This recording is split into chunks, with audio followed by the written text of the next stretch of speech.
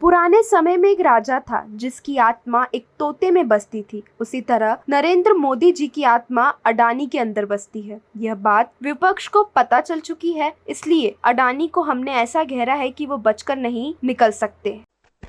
एक पुरानी कहानी है। पहले टाइम, बहुत सालों पहले हिंदुस्तान में एक राजा हुआ करता था।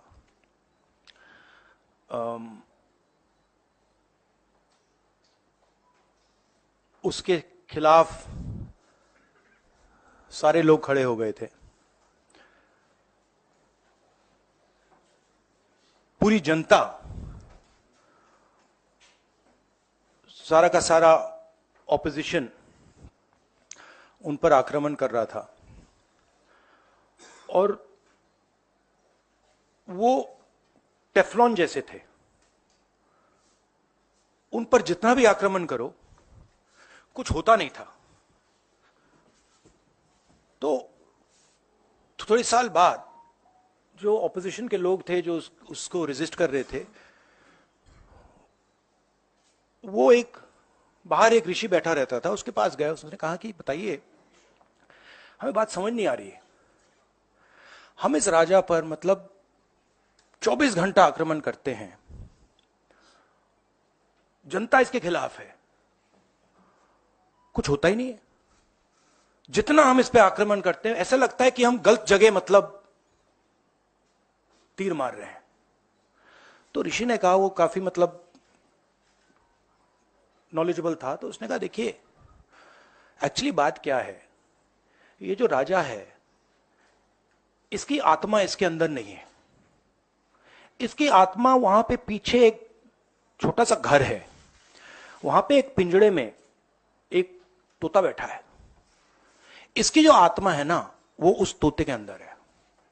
उस तोते को जाके आप पकड़ लीजिए, राजा खत्म हो जाएगा। बहुत इंटरेस्टिंग कहानी है, क्योंकि नरेंद्र मोदी जी की आत्मा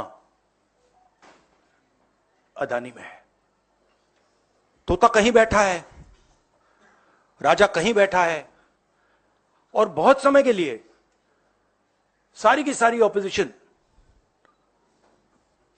राजे पे अटैक कर रही थी। मगर असलियत यह है कि राजा राजा ही नहीं है, पावर किसी और के हाथ में है, अडानी जी के हाथ में है।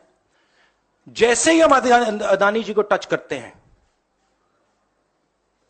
इंटेलिजेंस एजेंसीज, स्नूपिंग, सीबीआई, मैं पहले सोचता था number 1 prime minister, number 2 Adani, number 3 Amit Shah. Actually ये गलत है। Number 1 Adani, number 2 prime minister, number 3 Amit Shah. अभी हिंदुस्तान की पॉलिटिक्स हमें समझ आ गई है, और अडानी जी बच के नहीं निकल सकते, क्योंकि अडानी जी को हमने ऐसे घेरा है, तोते को हमने ऐसा पकड़ा है कि वो बच के नहीं निकल सकता है।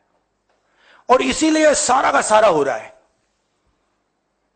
डिस्ट्रैक्शन पॉलिटिक्स, कि देश की निगाह, ऑपोजिशन की निगाह पिंजरे में बैठा हुआ तोते की ओर ना चले जाए। तो हमें काफी क्लैरिटी है।